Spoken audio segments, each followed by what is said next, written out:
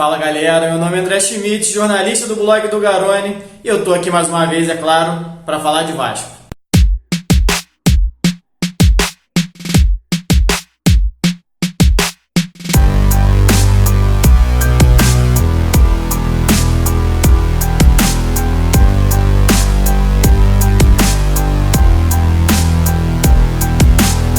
Acabou agora no Beira-Rio, vitória do Vasco sobre o Internacional por 1-0, gol de Marrone, mais uma partida muito consistente do Vasco, jogando fora de casa. O Vasco já havia vencido Goiás, Chapecoense, venceu o Atlético Mineiro também, jogando como visitante, e agora consegue um triunfo sobre o Internacional. Terceira vitória consecutiva do Vasco no Campeonato Brasileiro. Isso não acontecia desde 2017, naquela campanha do Vasco. O Vasco conseguiu se classificar para a Libertadores de 2018. O Vasco emplacou ali uma sequência contra Avaí, Botafogo e Atlético Goianiense. E agora o Vasco consegue fazer isso de novo, encerra esse jejum aí de quase 2 anos sem conseguir essa série de vitória. Encerra também um jejum de 12 anos sem vencer o Internacional fora de casa. Desde 2007 que o Vasco não triunfava jogando em Porto Alegre contra o Inter. Isso reflete muito bem esse momento do Vasco nos últimos anos, o que passou o clube nesses últimos anos, e agora tenta, pelo menos é o que tem mostrado desde a chegada do Luxemburgo, um refortalecimento desse elenco, um fortalecimento do grupo vascaíno e dessa busca por algo melhor, exatamente usando as palavras do treinador no último Bastidores que saiu da TV Vasco, ele falando sobre essa busca por algo melhor. O Vasco agora se coloca realmente na busca por algo melhor. Eu fiz uma matéria, deve ter um mês mais ou menos, falando exatamente, foi ali na virada do turno, como a pontuação dos times do Z4 estava muito abaixo do normal. Até o Avaí e o CSA conseguiram alguns pontos recentemente, o Cruzeiro, mas mesmo assim a média de ponto ali das equipes está em 1. As últimas equipes ali para sair estão com 26 pontos em 26 jogos. Se a gente for manter essa média, o fim do campeonato, essas equipes vão terminar com 38 pontos. O Vasco chegou hoje a 37. Ou seja, aquele discurso de que o Vasco vai brigar contra o rebaixamento praticamente zera com essa vitória sobre o Internacional. O Vasco passa a olhar basicamente só para frente. Nesse momento, tem alguns jogos rolando ainda pela rodada enquanto eu gravo esse vídeo, mas o Vasco está a 4 pontos do G6, que seria a vaga ali para conseguir pelo menos uma vaga na pré-Libertadores. E a gente ainda tem Grêmio e Flamengo, que vão disputar agora na quarta-feira a semifinal. Um dos dois, pelo menos, vai fazer a final da Libertadores e pode ser o campeão. Ou seja, esse G6 ainda pode virar G7. Então, eu sempre fiz um discurso aqui, até quando o pessoal ainda falava em rebaixamento, eu falava aqui sobre o Vasco brigar por Sul-Americana, que era o que a campanha do time do Luxemburgo vinha demonstrando. Mesmo o Vasco lá embaixo, quando estava em 13º, 14º, a campanha do time na mão do Luxemburgo era de 8º, 9º, ou seja, do meio da tabela, do meio da classificação para cima. E agora esse Vasco não só se coloca nessa briga pela Sul-Americana, como abre a possibilidade, inclusive, de G6 ou G7, por que não? Não estou falando que o Vasco tem um time qualificado de uma maneira que o Vasco tem condições de ir à Libertadores. A grande pergunta é, os times que hoje estão no G7, tem esses timaços também? A gente vê São Paulo oscilando, Corinthians oscilando, times que estão ali dentro do G4 com futebol muito pobre. Inclusive o Vasco empatou com o Corinthians, venceu o São Paulo dentro de casa, vai ter o Vasco ainda joga contra o São Paulo mais uma vez, mas em nenhum momento essas equipes se mostraram muito superiores ao Vasco, nem no confronto direto e nem nas partidas gerais do Campeonato Brasileiro. O desempenho geral dessas equipes não é muito superior ao do Vasco. Claro que tem equipes muito superiores ao do Vasco, Flamengo, Palmeiras, Santos, basicamente esses três. Dali para baixo é tudo muito parecido. O que pesa muito no Vasco nessa campanha é o início muito ruim antes da chegada do Luxemburgo e aqueles 3, 4 primeiros jogos ali, onde ele ainda estava arrumando a equipe. Mas a evolução desse time, que claro, vai ganhar uma, vai perder outra, como a maioria das equipes do Campeonato Brasileiro estão fazendo, mas o Vasco pode ali conseguir brigar um pouco mais para cima. Não sei se já dá para a gente cravar que é uma realidade a busca ali por uma vaga na Libertadores, no G7, mas é possível.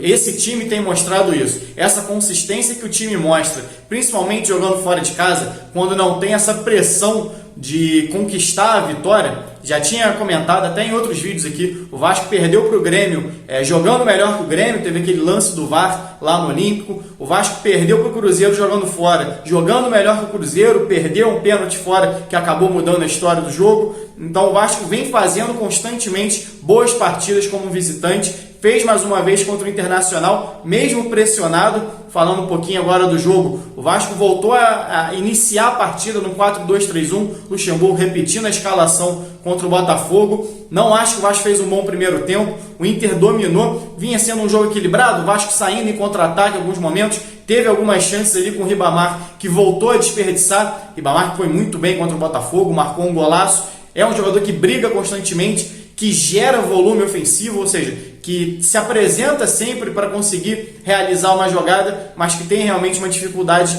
na hora de definir o jogo. Perdeu uma chance clara, ali acho que já os 51 do primeiro tempo, a jogadaça do Marrone, que para mim foi um dos destaques dessa partida. Marrone tem sido inclusive um dos destaques. Eu fiz uma matéria durante essa semana lá para o blog mostrando a importância do Marrone em relação à participação em gol. É claro, o Vasco marcou muito pouco gol nesse ano, então não precisa ter um volume muito alto para você aparecer bem nessa estatística, mas o Marrone, que fez o gol da vitória hoje, tinha 14 participações em gol e agora vem a 15ª. Sem contar que o Marrone defensivamente ajuda demais. E o Marrone cria demais pelas pontas. Ele criou pelo menos 2 boas jogadas pela esquerda ali, que foram desperdiçadas pelo Ribamar ainda no primeiro tempo. No segundo tempo ele marcou o gol, teve outras oportunidades, conseguiu ganhar algumas bolas, mesmo não sendo muito forte fisicamente, conseguiu prender algumas jogadas ali pela ponta, mas no fim já estava muito cansado. Inclusive agora, estou gravando logo após o jogo mesmo, ele já não conseguia nem mais recompor e tomou uma pancada ali no finalzinho da partida lateral, já mal conseguia ficar em pé, jogador que se doa demais. Essa semana eu devo trazer um pouco mais de número do Marrone lá no blog. Para quem não conhece, eu vou deixar o link aqui depois do blog na descrição também, daqui a pouco eu subo a crônica. Mas o Marrone é um dos atacantes que mais desarmam nesse Campeonato Brasileiro, tanto ele quanto o Rossi. Eu vou trazer esse número depois com mais calma, vou dar uma analisada para mostrar a importância tanto dele quanto do Rossi para esse esquema. Tanto o Rossi quanto o Pikachu ficaram muito isolados, falando ainda do primeiro tempo do jogo, porque o Internacional, a partir dos 25, 30 minutos ali do primeiro tempo, quando passou a ter muito mais volume ofensivo, tanto o D'Alessandro quanto o Nico Lopes conseguiram sair do encaixe da marcação do Vasco. Estava muito o D'Alessandro pela esquerda e o Nico pela direita. Os dois não só inverteram, como na verdade os dois se aproximaram. Os dois passaram a jogar na direita de ataque do Inter, no caso na esquerda do Vasco, onde tinha Henrique, o Richard, que não fez uma boa partida, no meu modo de ver. O Richard tentou acompanhar individualmente o D'Alessandro em algumas jogadas e deixou um buraco na marcação, demorou para o Vasco encaixar a marcação por zona, não sei se tentou a marcação individual no início do jogo, que não funcionou. E o Inter aproximou, o Patrick foi para a direita, o Nico Lopes foi para a direita, o D'Alessandro, já tinha o Edenilson, o Heitor subindo constantemente, o próprio Zeca jogando de lateral esquerdo, vinha fechar o meio, vinha construir a jogada pelo meio, então se aproximava. O lado direito ali do Pikachu e do Rossi praticamente não foi agredido, era só agredido na hora de concluir a jogada. O Inter criava muito pela direita de ataque e tentava cruzar a bola nas costas para a entrada ali do Patrick e do Guerreiro, exatamente em cima do Pikachu e do Henrique. Conseguiu ganhar algumas jogadas assim, levou perigo ao gol do Fernando Miguel, mas não abriu o placar. No segundo tempo, o Luxemburgo mexeu no time. Ribamar já vinha sentindo um pouco de dor, acabou entrando o Guarim. Então o Vasco mudou não só uma peça por outra, mudou a forma de jogar.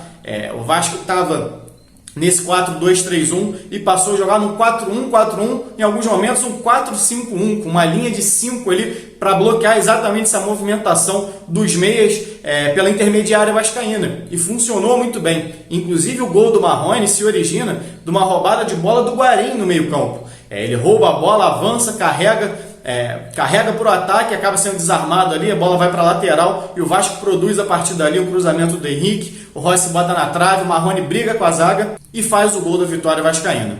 E por ser um gol logo no início do segundo tempo, muda completamente a estrutura, a dinâmica do jogo. O Vasco naturalmente recuou muito mais, esse 4-5-1 ficou ainda mais nítido. tinha o Felipe Ferreira pela esquerda e o Rossi pela direita. O Luxemburgo fez algumas alterações que eu acho que caiu o rendimento do time. Não sei se fisicamente o Felipe Ferreira e o Rossi realmente não estavam mais aguentando, mas tanto o Marco Júnior quanto o Gabriel Peck não conseguiram manter essa pegada no meio campo. Então o Inter continuou pressionando, teve muito mais volume. O Marco Júnior inclusive perdeu uma chance também aos 48 minutos do segundo tempo, puxou o contra-ataque, tomou a decisão errada, poderia ter passado antes a bola. O Vasco fez um ataque contra um zagueiro, 3 contra 1, e o Marco Júnior demorou demais para dar a bola, não entrou bem. Elogiei o Marco Júnior aqui na última partida contra o Botafogo, dessa vez ele já não entrou bem. Gabriel Peck também tendo muita dificuldade, principalmente com o Patrick criando em cima dele. Patrick, que é um jogador muito forte, Gabriel Peck é um menino de 17, 18 anos de idade, então difícil ele competir com o Patrick na força física. O Vasco perdeu um pouco de intensidade na marcação depois dessas alterações, chamou o Inter para dentro, mas parou exatamente numa grande atuação do Fernando Miguel. Fernando Miguel, que vinha sendo constantemente criticado também pela torcida. Eu fiz as críticas, eu acho que as críticas para todos os jogadores têm que ser pontuais. Não acho, da mesma forma que eu falei que o Marco Júnior entrou bem contra o Botafogo, ele entrou mal contra o Internacional. Imparcialidade, inclusive, é isso. O pessoal às vezes acha que ser imparcial é criticar sempre, ter um punho firme. Não é isso. Imparcialidade é você saber criticar e elogiar a pessoa de acordo com o que ela produz. Eu acho que o Fernando Miguel é um bom goleiro. Acho sim que o Vasco precisa ter mais um goleiro do nível dele para cima, para no mínimo disputar a posição, para quem tiver melhor poder entrar, até por conta de lesão. Vale lembrar aqui que o Fernando Miguel, até a final do Campeonato Carioca, era indiscutível no Vasco. E foi exatamente nas finais do Carioca, decisão de Copa do Brasil, que ele sentiu uma lesão, exatamente porque era o único jogador que tinha disputado todas as partidas no Campeonato Carioca. Cheguei a fazer uma matéria, inclusive, na época sobre isso. Perdeu uma chance de fazer o rodízio ali de atleta. Acho que faltou planejamento ali na época com o Alberto Valentim ainda, de dar descanso para alguns jogadores. Quando chegou na fase mais importante do ano, onde o Vasco ia decidir Copa do Brasil, final de Carioca e iniciar o Brasileiro, começou exatamente sem seu goleiro titular. E agora o Fernando Miguel consegue dar a volta por cima, fazendo uma partidaça muito acima da média. Não foi só uma boa partida. A bola que ele defende do Guerreiro, já aos 40 do segundo tempo, ali, se eu não me engano, foi realmente salvando o time. A bola que estava à frente ainda da marca do pênalti. Foi mais do que um pênalti que ele defendeu ali para o Vasco. Teve outros lances, uma finalização do Alessandro ainda no primeiro tempo. Eu vi gente, inclusive, questionando a bola do gol do D'Alessandro, que foi anulado, bem anulado, ao meu ver, no primeiro tempo. Aliás, indiscutível a anulação. O Cuesta consegue fazer falta em 2 jogadores. Ele empurra o Richard em cima do Fernando Miguel e tromba com o Henrique. A trombada com o Henrique é até mais feia, mas é muito mais falta no Richard no início da jogada, onde ele arremessa o Richard em cima do Fernando Miguel, do que no Henrique, que acaba sendo mais um choque de movimentação dos 2 jogadores. Não deveria nem ser um gol anulado, porque deveria ter anulado o lance naquele momento. Não era nem para ter finalização do D'Alessandro. Vitória importante do Vasco, aliás, vitória fundamental do Vasco nesse Campeonato Brasileiro, praticamente zerando as chances de rebaixamento, se colocando integralmente na briga pela Copa Sul-Americana e, quem sabe, sonhando com pelo menos uma pré-Libertadores ali. Pelo nível que vem jogando hoje as outras equipes, essas equipes que estão ali em 5º, 6º, 7º, 4º colocado, até caso do Corinthians, do São Paulo, dá para o Vasco brigar sim. Não sei se dá para tirar essa diferença, agora está em 4 pontos para o G6, se eu não me engano. Não sei se dá para tirar a diferença para o G4, mas para o G6 talvez ainda dê. O Vasco já tirou uma diferença muito maior desde que o Luxemburgo chegou. Só lembrar que o Vasco era a lanterna do Campeonato Brasileiro quando o Luxemburgo assumiu. E em relação a comparativo também com o primeiro turno, no primeiro turno o Vasco, nos primeiros 8 jogos, tinha 6 pontos. Conseguiu esse 6º ponto vencendo o Internacional também em São Januário. O Vasco agora já tem 14.